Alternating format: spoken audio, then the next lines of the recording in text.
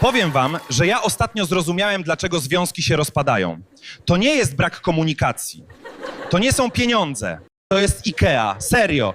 Ania mówi do mnie w sobotę o 9 rano. A sobota o 9 rano to dla faceta czas święty, kiedy leży i nic nie robi. A żona: Seba, kochanie, jedziemy do IKEA. Tylko po jedną żarówkę. Panowie, zapamiętajcie. W słowniku kobiet tylko po jedną rzecz z IKEA tłumaczy się jako: przygotuj się na cały dzień, weź dużo gotówki i pożegnaj się ze swoją godnością. Ja mówię: kochanie, może zamówimy coś przez internet? A ona patrzy na mnie, jakbym założył białe skarpetki do sandałów i powiedział: co, coś nie tak? Bo dla kobiet IKEA to nie jest sklep, to jest pielgrzymka, to jest park rozrywki dla dorosłych.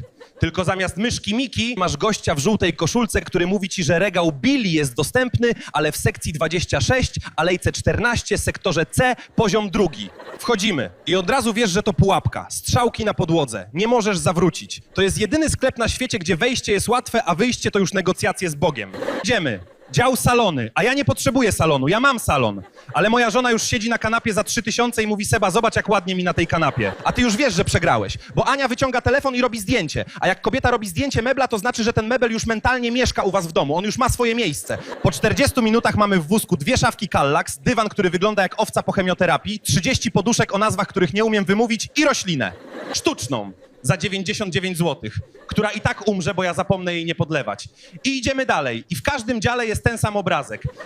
Facet stoi tam, trzymając lampę za 19,99 i ma pusty wzrok. To jest twarz faceta, który 3 godziny temu miał marzenia, a teraz zastanawia się, czy ta lampa zmieści się na półce, której nawet nie ma.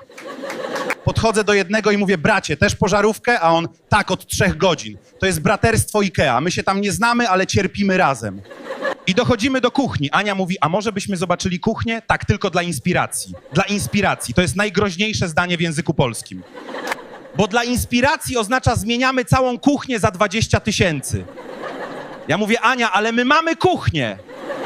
A ona: no tak, ale zobacz, tu masz szuflady, co się same domykają. I w tym momencie mnie uderzyło. Szuflada. Znowu szuflada. Ostatnio jak otworzyłem szufladę w sypialni mamy Ani, to zobaczyłem rzeczy, których nie chciałem zobaczyć. Karma wraca.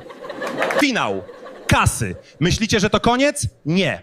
W IKEA kasa jest samoobsługowa, czyli ty po 3 godzinach chodzenia masz jeszcze sam zeskanować 47 produktów, w tym dywan, który wystaje na 3 kilometry i waży tyle, że siła grawitacji wokół moich gaci wzrosła 3-krotnie i szwy mi pękły w kroku. Czy ja tam pracuję? Powinienem dostać umowę i kartę pracowniczą. Seba, dział oświetlenie. Płacimy 3000 zł za żarówkę, której nie było.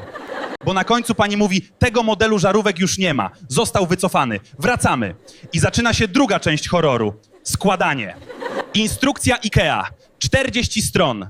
0 słów. Tylko uśmiechnięty ludzik z kluczem imbusowym. Największy kłamca w historii.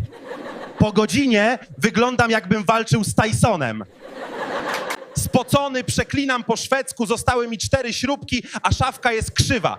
Ania patrzy na tą krzywą szafkę i mówi: widzisz, mówiłam, że potrzebujemy nowej. I jak pięknie pasuje. I wtedy rozumiesz. Ona to zaplanowała od początku. Ta żarówka to była tylko przykrywka. A ja stoję z imbusem i myślę, że przynajmniej mam gdzie schować tą żarówkę, jak już ją kiedyś kupimy. I wiecie, dlaczego my tam naprawdę jeździmy? Dlaczego po 3 godzinach tortur i 3000 na rzeczy, których nie chcieliśmy, na końcu się uśmiechamy? Bo przy wyjściu jest światełko w tunelu. Hot dog za 4 zł. 4 zł. Na Orlenie za 4 zł nawet ci nie powiedzą dzień dobry. Stoisz. W jednej ręce paragon na 3000, w drugiej hot dog za 4 zł i myślisz: przynajmniej na tym zaoszczędziłem. To jest geniusz Szwedów. Najpierw cię ograbią, a potem dadzą hot doga, żebyś wyszedł szczęśliwy. Ania cała w musztardzie patrzy na mnie i mówi: było warto, co? A ja: kochanie, następnym razem jedziemy tylko po hot doga. Bez wchodzenia do sklepu. A ona: nie da się.